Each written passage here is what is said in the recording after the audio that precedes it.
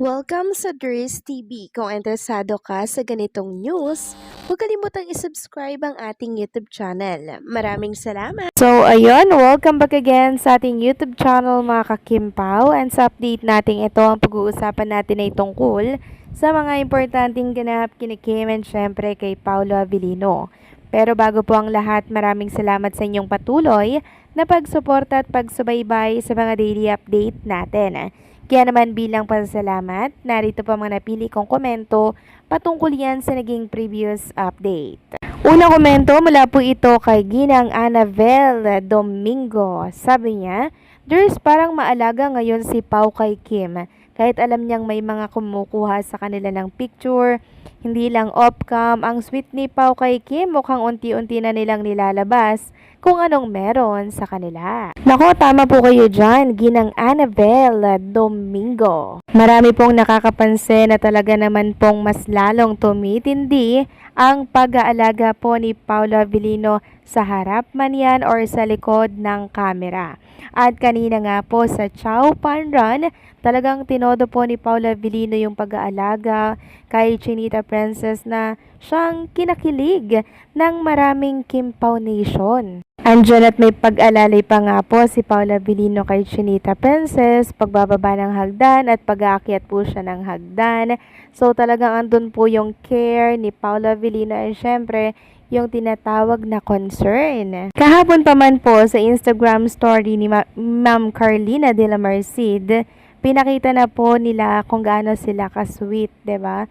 May cameraman yan na nakaharap or wala. Ganon po talaga siya mga kakimpaw. Or ganon sila sa isa't isa. So nakakatuwa lang dahil talaga naman pong patindi at palalim na po ng palalim ang relationship ni Kim and Paolo Abilino. So maraming salamat sa komento, Ginang Annabel Domingo. God bless po sa inyo and mabuhay kayo. At ang pangalawang komento naman ay mula po kay Ginang Mila Carillo.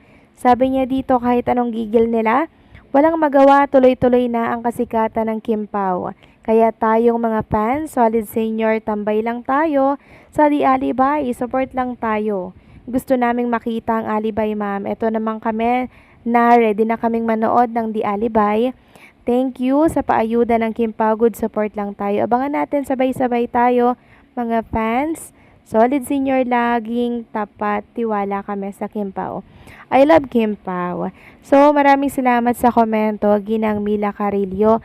Nakapag-subscribe na po ba kayo sa Prime Video PH? At sa mga ibang fans pa po, make sure na nakasubscribe na kayo bago mag-November 7 na kung saan ay ipapalabas po ang The Alibay. At sana po ay makapanood ang lahat ng nagmamahal at sumusuporta kay Kim and Paolo Abilino ng series na to kasi sobrang exciting yung mga kaganapan, yung mga eksena po ni Kim and Paolo Abilino na talaga naman pong nag-aalab.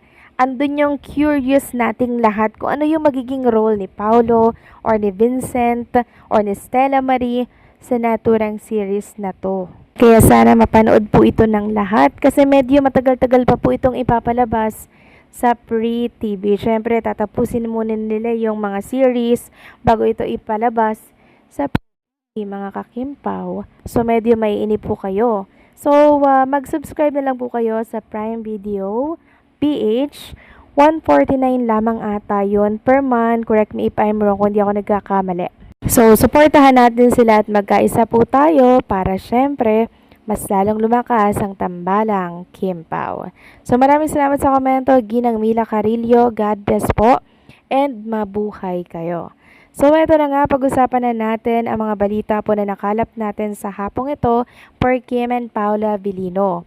At eto lang, meron tayong mga idadagdag na update tungkol sa naging update natin kanina na ginawa po ni Kim Chu dito po sa Chow Pan Run na kung saan talaga naman pong napuyat sila dito. Gumising sila ng maaga ni Paolo Abilino, mga kakimpaw. At eto pa ang nakakaloka dyan. Si Kim Chu po ay nabigat ng laureate sa mga naka 10K po na takbo. Grabe naman, napaka-generous naman itong si Chinita Princess.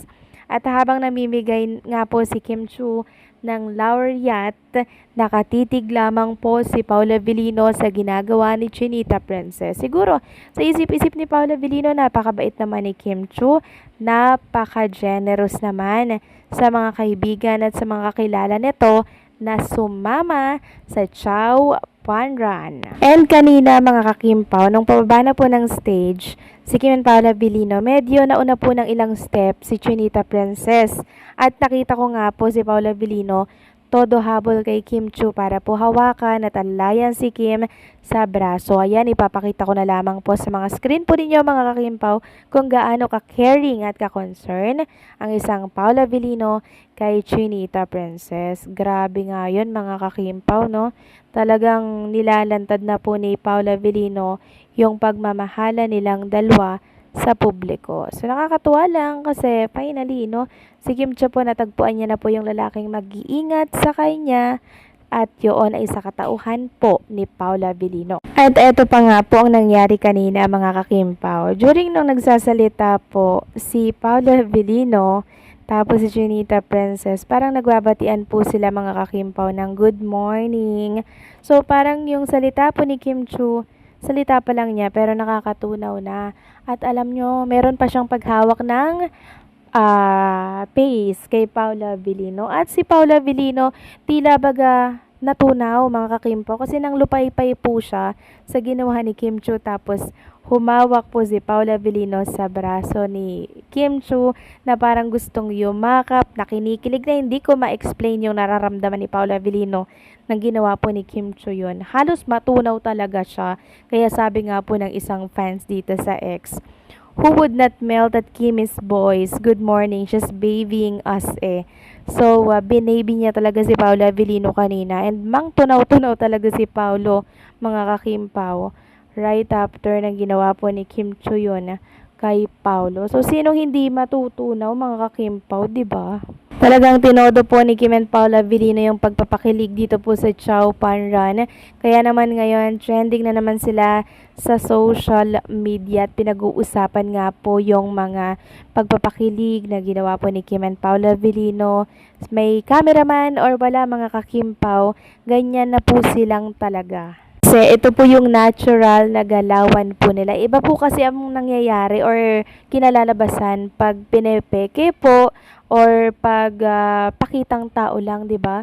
Hindi maganda yung kinakalabasan, pero pag natural na caring ka and sweet kayo sa isa't isa, lumalabas yung kilig, 'di ba? And syempre yung tinatawag na chemistry nilang dalawa, 'di ba?